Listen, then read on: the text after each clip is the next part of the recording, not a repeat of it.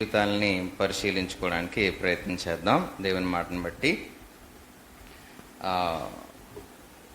మన మూల వాక్యాన్ని చూద్దాం. తీతుకు రాసిన పత్రిక 3వ అధ్యాయము 5వ వచనం.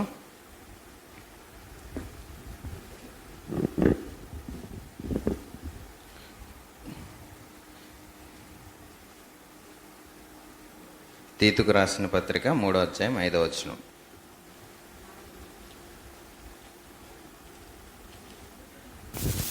మనము నీతిని అనుసరించి చేసిన క్రియల మూలముగా కాక తన కనికరము చొప్పుననే పునర్జన్మ సంబంధమైన స్నానము ద్వారాను పరిశుద్ధాత్మ మనకు నూతన స్వభావము కలుగజేయట ద్వారాను మనల్ని రక్షించను. మనల్ని రక్షించేటప్పుడు దేవుడు మనకిచ్చిన ఒక ఉన్నతమైన విషయం ఏంటి అని అంటే నూతనమైన స్వభావము అని చెప్పి దేవుని మాట చెప్తా ఉంది. అలాగే రోమిలికి రాసిన పత్రిక 6వ అధ్యాయము 4వ మాట చదివితే, రోమీయులకు రాసిన పత్రిక 6వ అధ్యాయము 4వ మాట, కాబట్టి తండ్రి మహిమ వలన క్రీస్తు మృతుల్లో నుండి ఎలాగూ లేపబడినో అలాగే మనమును నూతన జీవము పొందిన వారమే నడుచుకున్నట్లు మనము బాప్తిస్మం వలన మరణములో పాలు పొందుటకై ఆయనతో కూడా పాతి పెట్టబడితిమి.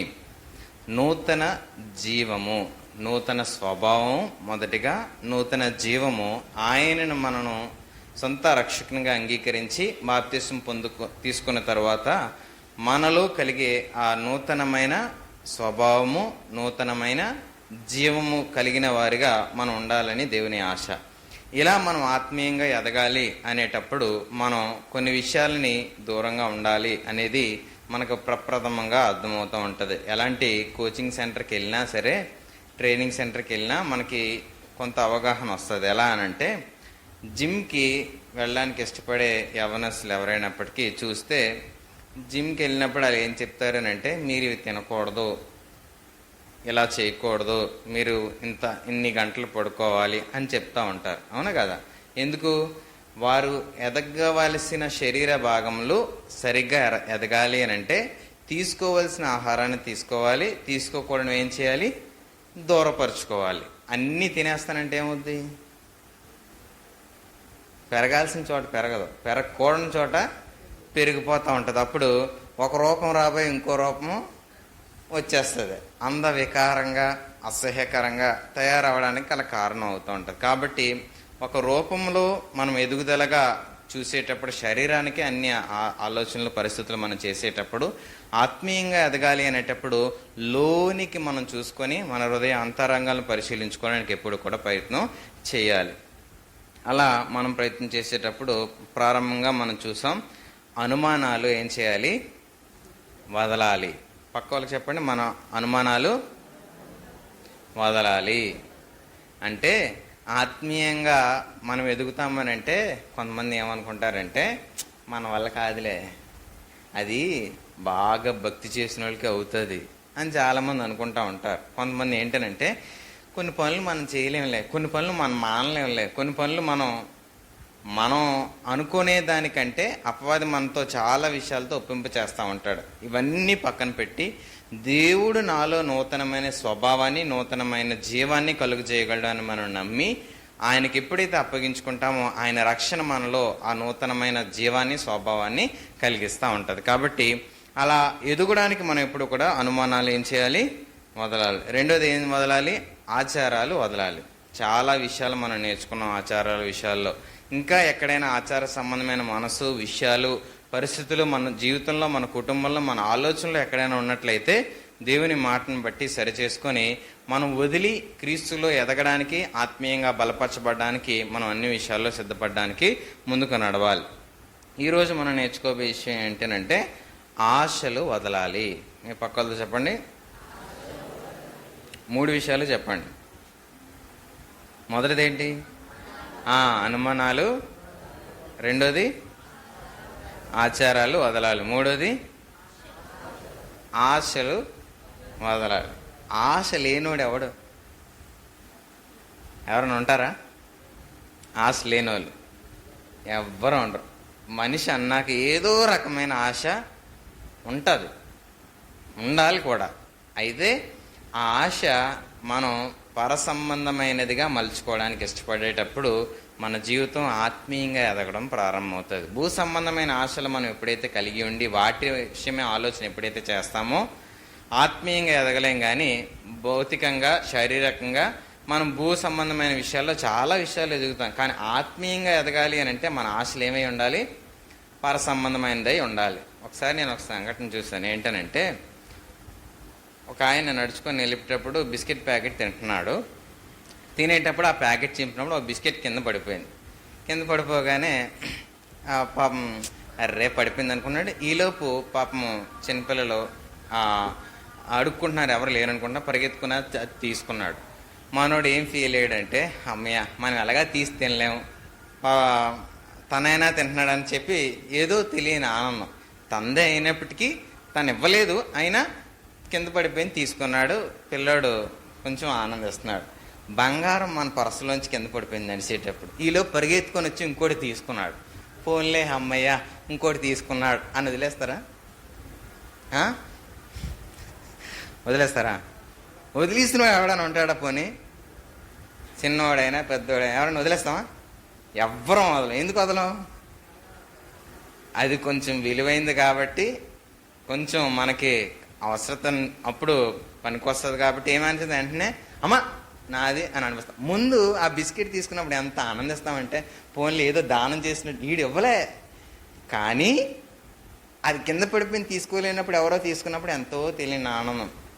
మొదటి దాంట్లో ఆశ తనదే, తిందామనే ఆలోచన ఉన్నా దాని విలువ మారే అప్పుడు ఏమైంది అంటే అది వదిలేయడానికి ఇష్టపడ్డాడు. రెండో దగ్గరికి వచ్చేసరికి దాని విలువ పెరిగినప్పుడు ఆశ ఎలా ఉందనంటే, గుండె ఎవడు పొరపాటున నీకు తెలియకుండా పడిపోయిన పర్సులోంచి ఇంటికి వెళ్ళినప్పుడు అది చూసినప్పుడు, లేకపోతే ఎంత ఎండగా ఉన్నా సరే పరిగెత్తి వచ్చి ఆ ఎండలో ఆ చెమట కారిపోతున్నా కాళ్ళు నొప్పులు వచ్చినా ఎతకడం మానేస్తామా? ఇక్కడే ఇటువైపే నడిచాను, ఇలాగే వెళ్ళాను, ఇటే వచ్చాను, ఎంత ఎదుగుతామో, ఎంత ఆరాటపడిపోతామో. ఏంటి ఆ హృదయంలో ఉండే ఆశ? అది సంపాదించుకోవాలి, అది కాపాడుకోవాలి. అలాగే దైవికమైన క్రమంలోకి వచ్చిన తర్వాత విలువైనది ఏంటో విలువ లేనిది ఏంటో మనం ఖచ్చితంగా తెలుసుకోగలుగుతాం.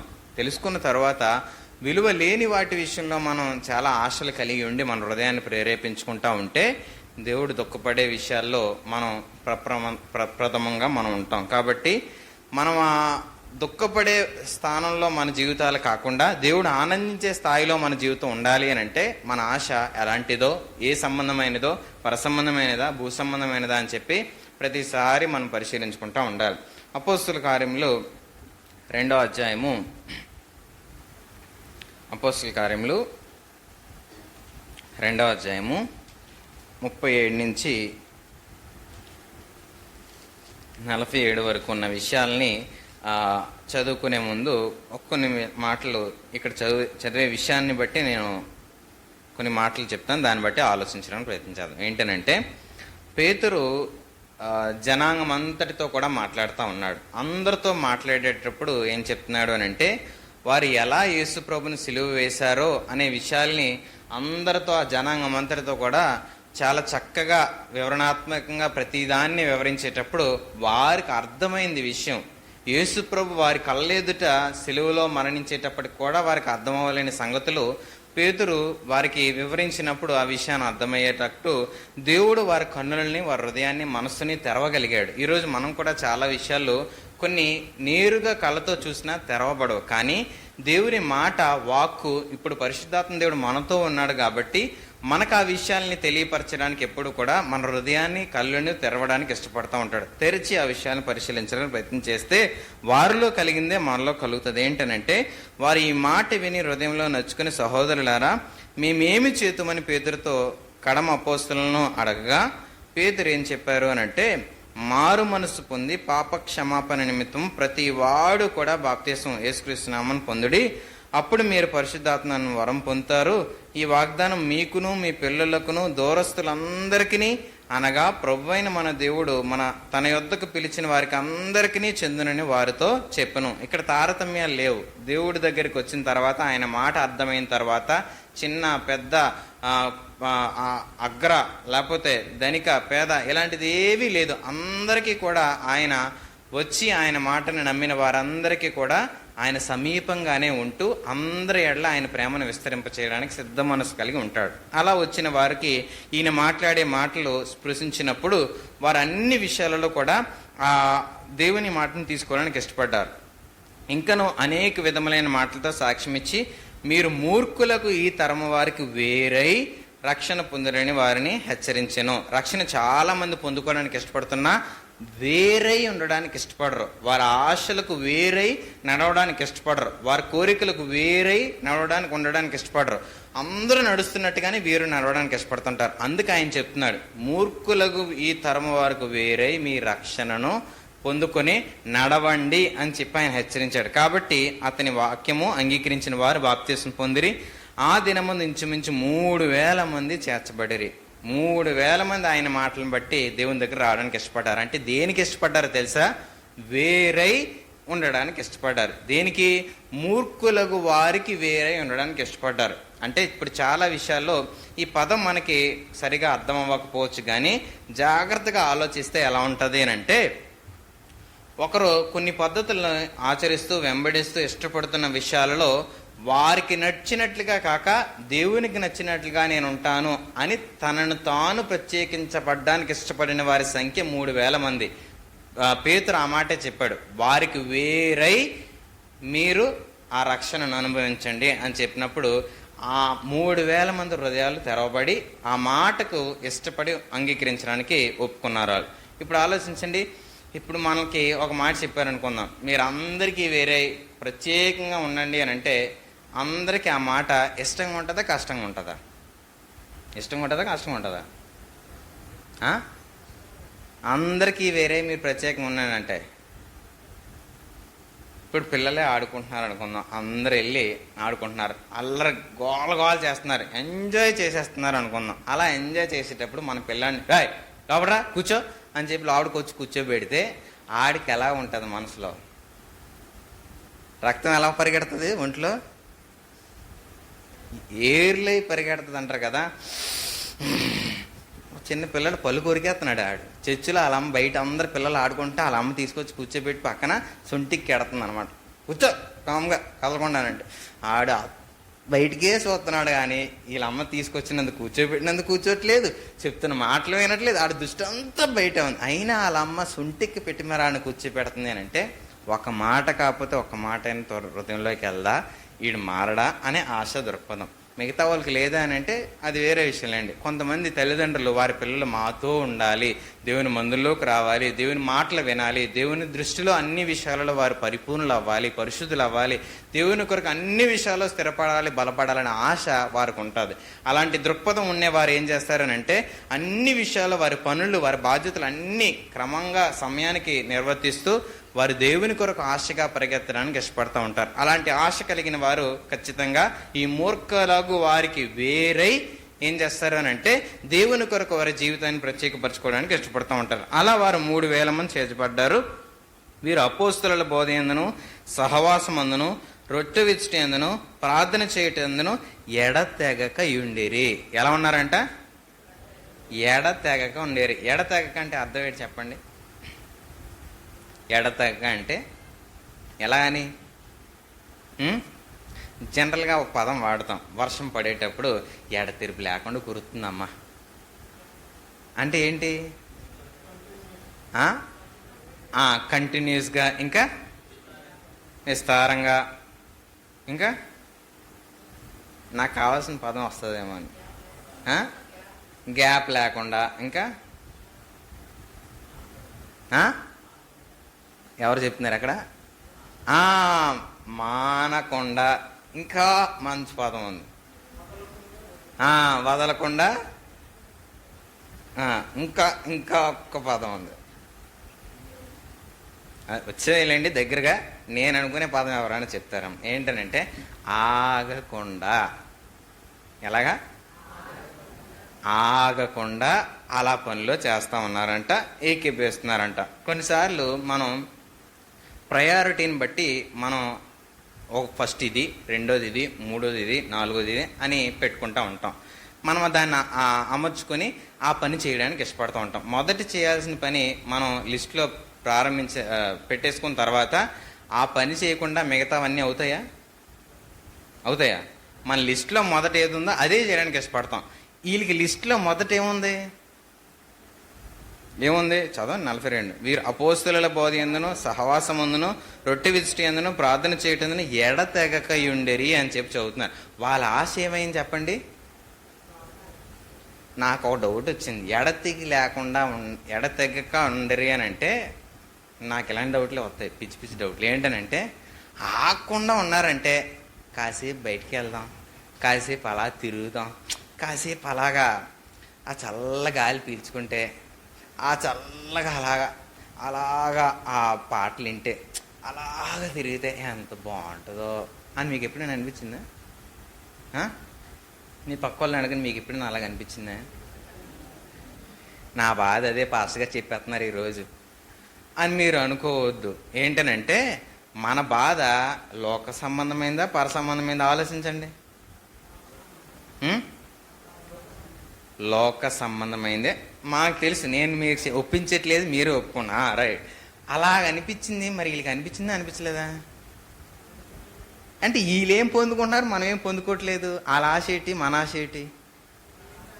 ఎడతెగి లేకుండా ఆ పనిలో అలాగే ఉండడానికి ఆ ప్రదేశంలో ఇష్టపడుతున్నారని అంటే ఏదో వాళ్ళు తెలియదు. మనం పొందుకోలేని వాళ్ళు పొందుకున్నారు, మనం అనుభవించలేని వాళ్ళు అనుభవిస్తున్నారు.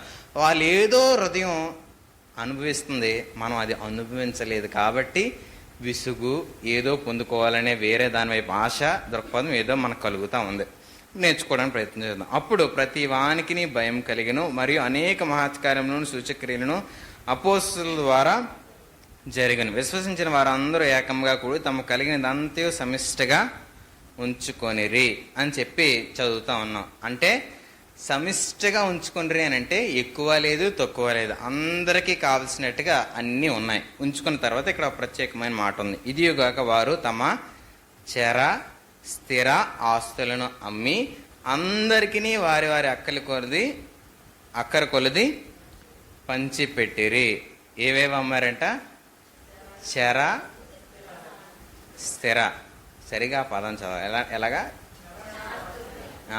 చెర స్థిర.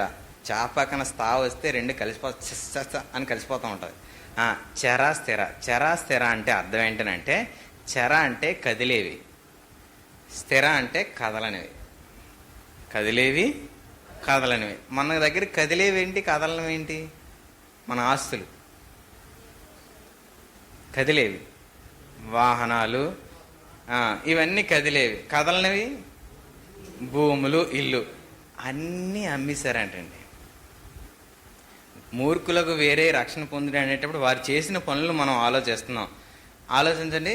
అన్నీ అమ్మేసి ఏం చేశారంట? పాస్టర్ గారికి ఇచ్చారు.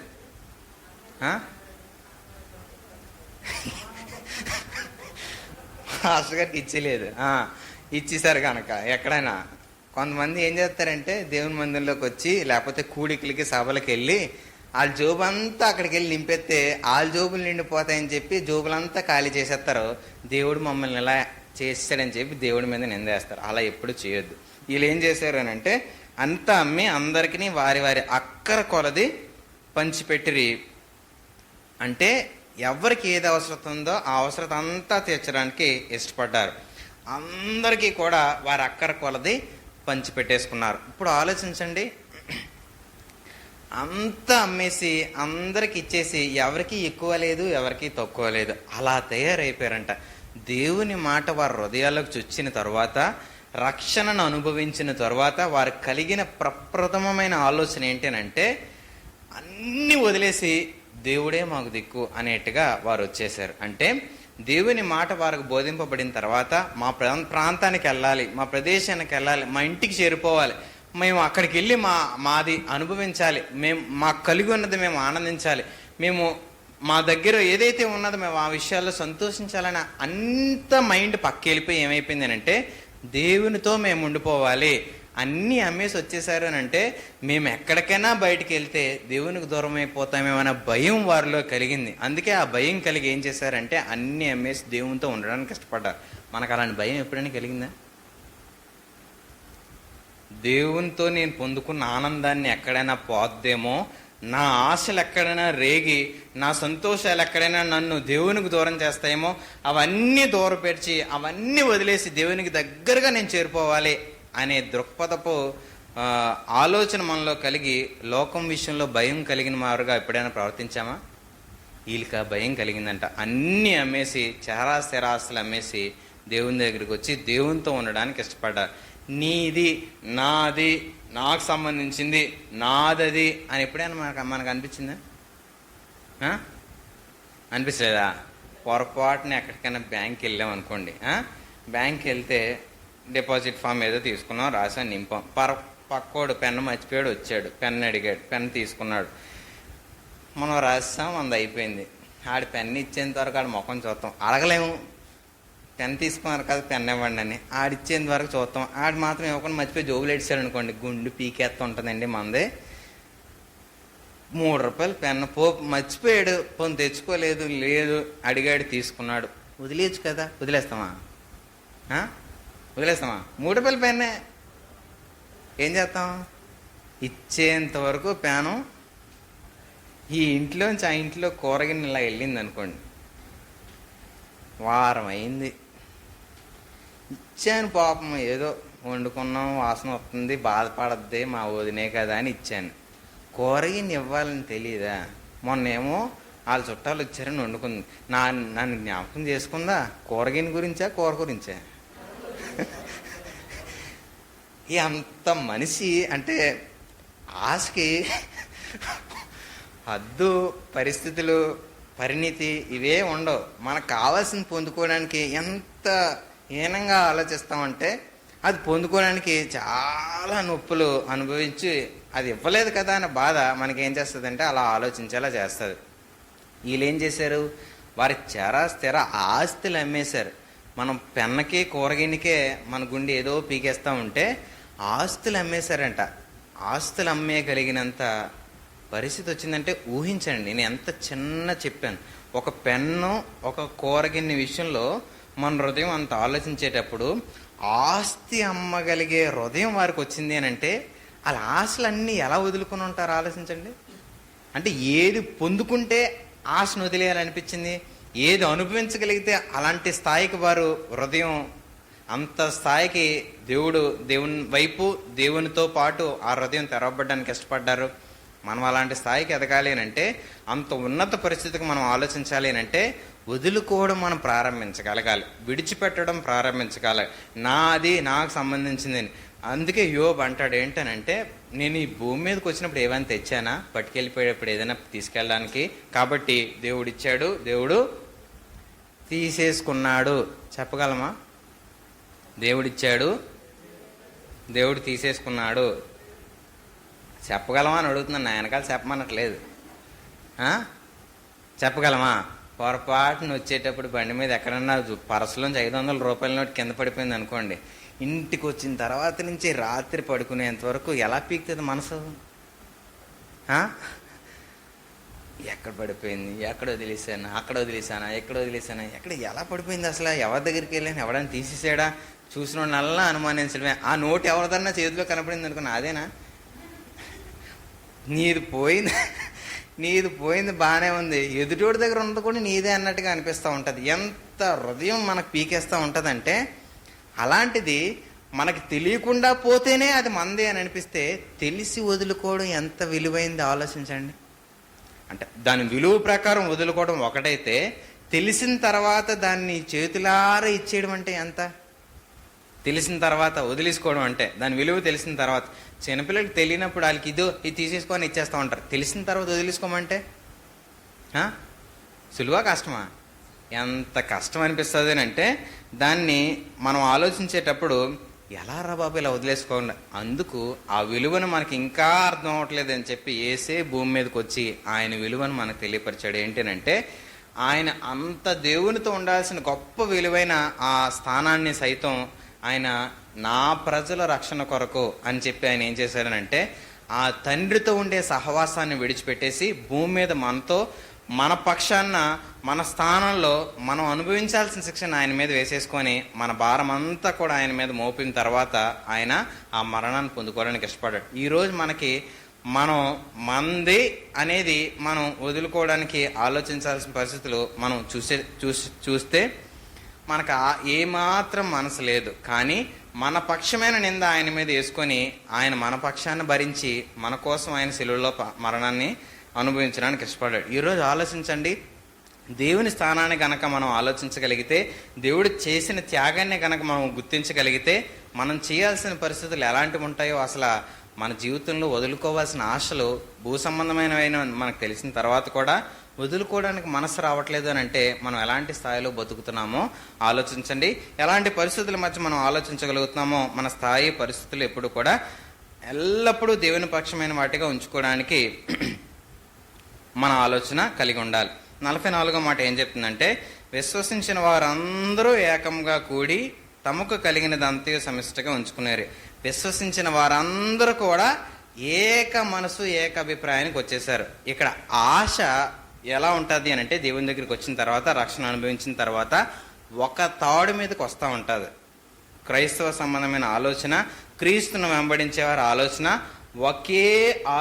ఒకే మెట్టు మీదకి, ఒకే అడుగుకి, ఒకే పరిస్థితికి, ఒకే ఆలోచనకి రావడానికి దేవుడు సహాయం చేస్తాడు. ఈరోజు క్రైస్తవులైన మనం క్రీస్తుని అంగీకరించిన తర్వాత ఒక ఆలోచనకి, ఒక పరిస్థితికి మన కుటుంబం అంతా రాగలుగుతుందా? ఇంట్లో వాళ్ళందరూ రాగలుగుతున్నారా? ఒక మాట చెప్తే తల్లి పిల్లలందరూ అలాగే అమ్మా అని అంటున్నారా? మన అక్క చెల్లి ఇలా చేద్దాం, తమ్ముడు ఇలా చేద్దాం, అన్నయ్య ఇలా చేద్దాం అని అంటే సరే చేద్దాం అని అంగీకరిస్తున్నారా? అంగీకరిస్తున్నారా? లేదు. సంఘంలో ఒక అన్నీ చెప్పాడు, ఒక అక్క చెప్పింది, ఒక అన్న చెప్పాడు, ఏమనంటే మనం అందరూ ఇలా చేద్దాం, మనం అందరూ ఇలా ఉందామనంటే అది సమాజానికి, ప్రభుత్వానికి అందరికీ ఆమోదయోగ్యమైంది అని మనకు తెలిసిన తర్వాత ఆ నిర్ణయానికి నేను అంగీకరిస్తానని చెప్పి అందరం సమిష్టగా వీళ్ళు విశ్వసించిన వారందరూ కూడా ఒక అభిప్రాయానికి వచ్చేసారంట. మనం రాగలం అలాగా? మన రక్తమే కదా అది, మన కుటుంబీకులు మన రక్తమే కాదా? మన ఇంట్లోడు, మన రక్త సంబంధి, మనతో పాటు పెరిగినవాడు, మనతో పాటు ఉన్నాడు, మనతో పాటు ఒకే ఆహారం తిన్నోడు, మనతో పాటు ఒకే మంచం మీద పడుకున్నాడు, మనతో పాటే ఉన్నాడే మనం ఆలోచన అంగీకరించకపోతే, ప్రభు పక్షంగా వచ్చిన తర్వాత వీరు ఇలాంటోరు అలాంటోరు అని తెలిసిన తర్వాత వారి ఆలోచనకి అంగీకరించడానికి మన మనసు వస్తుందా? ఆశ ఎలా ప్రారంభమవుతుంది అని అంటే, నాది, నావారు అనే ఆలోచనతో ప్రారంభమైన తర్వాత అది ఎంత తీవ్రస్థాయికి వెళ్తుంది అని అంటే వదులుకోవడానికి మనసు రాదు, విడిచిపెట్టడానికి మనసు రాదు. అలాంటిది వీరు ఎచ్చటి వారో, ఎలాంటి వారో, ఎలాంటి కుటుంబమో, ఎలాంటి నేపథ్యమో, ఎలాంటి పేరు కలిగిన వారో తెలియదు. కానీ అక్కడ మనం చదివితే ఆ మాట వారు అనంటది, వారి స్వభాషలో మాట్లాడడం వాళ్ళు చూశారంట. అంటే వివిధ రకాల ప్రజలు, ప్రాంతాల్లో వచ్చిన వారందరూ కూడా అక్కడ కూడుకొని ఉన్నారు. అలాంటి వారందరూ కూడా అక్కడికి వచ్చిన తర్వాత అందరూ ఏకాభిప్రాయానికి వచ్చారంట. అంటే ఆలోచించండి, మన ఊరు వారే అయినప్పటికీ కూడా ఒకరు కష్టంలో ఉన్నారనంటే, ఒకరు దుఃఖంలో ఉన్నారంటే, ఒకరు బాధలో ఉన్నారనంటే కనీసం మనసు తెరుచుకొని వారి దగ్గరికి వెళ్ళి కూర్చొని మాట్లాడదామని, మనకు కలిగిన దాంట్లో కొంత విచ్చి వారికి సహాయపడదామని మనసు మనలోకి వస్తుందా? వచ్చిందా ఎప్పుడైనా? వాళ్ళు బాగాలేదంట, ఒకసారి వెళ్ళి చూసి వచ్చకూడదనంటే ఇప్పుడే వచ్చాను, నీరసంగా ఉంది, కొంచెం పడుకుని తర్వాత వెళ్తానులే. అరే చిన్న ఇది అది ఇచ్చారా, వాళ్ళకి ఇచ్చారా అని అంటే, నువ్వు వెళ్ళి ఇచ్చుకో మమ్మీ, నువ్వు వెళ్ళి ఇచ్చామ్మా, నువ్వేళ్ళు చేసుకో, నీకు అంత బాధ దుఃఖం ఉంటే నువ్వేళ్ళు చెయ్యు, నన్ను ఎందుకు చేయమంటావు, నాకు అంత లేదు. ఎలా చెప్తామా? చెప్పమా.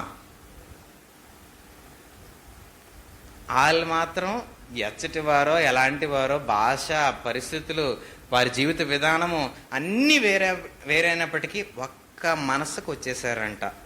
వాళ్ళలో ఉండే ఆశ పర సంబంధమైందా, భూ సంబంధమైందా? డైరెక్ట్గా చెప్పగలుగుతున్నామే. ఇది భూ సంబంధమైనది అయితే కాదండి, ఖచ్చితంగా పరసంబంధమైనది. ఎందుకు? వారు చేసే పనులు అలాంటివి, వారు ఆలోచించే విధానం అలాంటిది, వారు చేసే ప్రతి పరిస్థితుల్లో కూడా దైవ సంబంధమైన పద్ధతుల మధ్య వారు నడవడానికి ఇష్టపడుతున్నారు. కాబట్టి వారు చేస్తున్న విషయాలను బట్టి మనకేమర్థమవుతుంది అంటే వారు చేసిన ప్రతీది కూడా పరసంబంధమైనది కానీ భూ సంబంధమైనది కాదు అనేది మనకి అర్థం అవడం ప్రారంభిస్తుంది. అంటే వారి ఆశలు వినిన వెంటనే వదిలేశారు. అది అక్కడ ఉన్న ప్రత్యేకమైన విషయం. వినిన వెంటనే మనం ఆశ వదిలేయడానికి ఇష్టపడతామా? అట్లీస్ట్ వదిలేయాలి అనే మనసు మనలోకి వస్తుందా? వినిన వెంటనే వారు వదిలేసి దాని ప్రకారం ఆచరించడానికి ఇష్టపడిపోయారు. దేవుని మాట ఏదైతే ఉందో, దేవుని పద్ధతి ఏదైతే ఉందో దాని ప్రకారం చేయడానికి ఇష్టపడిపోయారు. ఈరోజు దేవుని మాట మన చెవిలో, మన హృదయంలో వచ్చింది. ఈ ప్రదేశంలో అన్నీ వదిలేసి ఆయన శరీరంలో ఆయన రక్తంలో మనం తీసుకోవడానికి ఇష్టపడతాం. తీసుకొని ప్రభా నా పాతదంతా వదిలేశాను, నా ఆశలన్నీ ఇక్కడ వదిలేస్తున్నాను, నీ ఆశ కొరకు నేను బ్రతుకుతానని చెప్పి ఇక్కడి నుంచి ప్రదేశంలో బయలుదేరేటప్పుడు అలా బయలుదేరగలమా? అలా వదిలేశారు. వారి మాట వారి చెవిని పడగానే వారి హృదయం వచ్చి మేమేం చేయాలని అడిగారు. ఇలా చేయాలి, మీరు మారు మనసు పొందాలి, మీరు బాప్తిసం తీసుకోవాలనగానే సరే మేము మా మనసు మార్చుకుంటాం, దానికి రుజువుగా మేము బాప్తిసం పొందుకున్నామని బాప్తిసం పొందేసుకున్నారు. వారు రొట్టె విచ్చుటందు ప్రార్థన యందు ఎడతెగక వారు ప్రయాణం చేస్తూ దేవుని కొరకు వారి స్థిర చర ఆస్తులన్నీ అమ్మేసి దూరం పెట్టేసి దేవునితో పాటు వారు ఉండడానికి, నడవడానికి, ప్రయాణించడానికి అందరితో కలిపి వారి మార్గాలను ముందుకు నడిపించుకోవడానికి ఇష్టపడ్డారు. ఎందుకు అని అంటే వారు ఆశ లోక సంబంధమైన అని గుర్తించారు. ఈరోజు మన ఆశ లోక సంబంధమైందని గుర్తించగలిగామా? మన ఆశలు ఎలాంటివి? పరసంబంధమైనవా, లోక సంబంధమైనవా? గుర్తించగలిగినప్పుడు దేవుని మాట మన చెవిని పడగానే దాన్ని వదిలిపెట్టడానికి, విడిచిపెట్టడానికి మనసు కనీసం ఇది వదిలేయాలి అని తెలిసిందా? మీకు వదిలేయాల్సిన ఏంటో తెలిసిందా అని అడగండి మీ పక్క వాళ్ళని. ఏం వదిలేయాలో తెలిసిందా మీకని? ఏం వదిలేయాలో, ఏం విడిచిపెట్టాలో, వేటికి దూరంగా ఉండాలో తెలిసిందా? అడిగారా? ఏం వదిలేయాలో, ఏం విడిచిపెట్టాలో, వేటికి దూరంగా ఉండాలో తెలిసిందా? ఎప్పుడైనా ఇది ఎప్పటికైనా నేను వదిలేయాలి అని అనిపించింది? ఎప్పుడైనా ఇది నేను వదిలేయాలి, ఇది నేను చేయకూడదు, నేను ఇలా ఆలోచించకూడదు ప్రభువా అని దుఃఖమైన రోజున వచ్చిందా? ఇది నాలో ఉండిపోయింది, ఈ విషయం నేను చేస్తున్నాను, ఇది దేవునికి ఇష్టం లేనిది, ఆయన నా కోసం చేసిన త్యాగం ఎదుట నేను ఇలా నడవకూడదు, నేను ఇలా చేయకూడదు, నేను ఇలా ఆలోచించకూడదు, నేను ఇలా మాట్లాడకూడదు, అసలు నేను ఎందుకు ఇలా చేస్తున్నాను ప్రభువా అని బాధపడిన రోజుందా? ఆశ వదిలేయాలి, నేను మూర్ఖులకు ఈ తరం వరకు వేరై నేను బ్రతకాలి అనే ఆశ మనలో ప్రారంభమైతే వీరిలాగా ఆలోచించి ఇలా మారడానికి మన హృదయాన్ని తెరుస్తాం. ఆ కృపను దేవుడు ఇస్తాడు.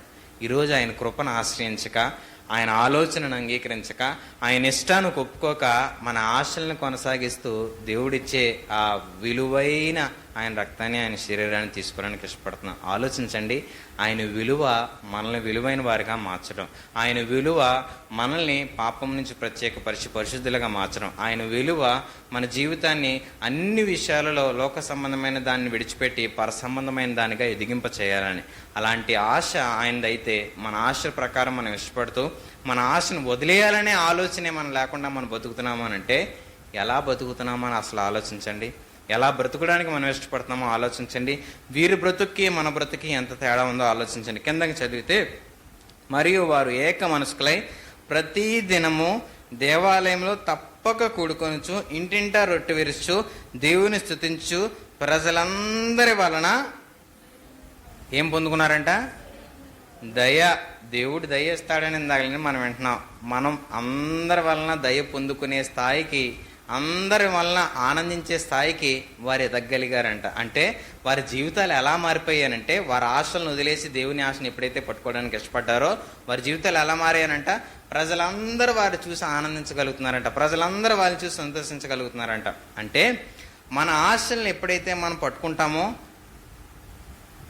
ఒక పాయింట్లో అందరికి అర్థమైపోద్ది. ఎలా అంటే, ఇప్పుడు మన దగ్గరికి ఎవరైనా ఒకరు వచ్చి మాట్లాడుతూ మధ్యలో మరి నాకు ఇది కావాలి, ఇది ఉందా అని అంటే ఇస్తానులే అని చెప్పారు. మళ్ళీ ఆడు వచ్చాడు ఎప్పుడో సందర్భంలో వచ్చి మొన్న అడిగాను కదా ఇస్తానన్నారు అని. ఇస్తాను, ఇంకా నా దగ్గర రాలేదు, వచ్చిన తర్వాత ఇస్తాను అన్నారు. ఇప్పుడు మళ్ళీ ఇంకోసారి వచ్చాడనుకో, నీతో మాట్లాడడానికి వచ్చాడు అనుకుంటావా, ఏదో అవసరత అల్లది అడిగాడు కానీ దానికోసం వచ్చాడు అనుకుంటావా?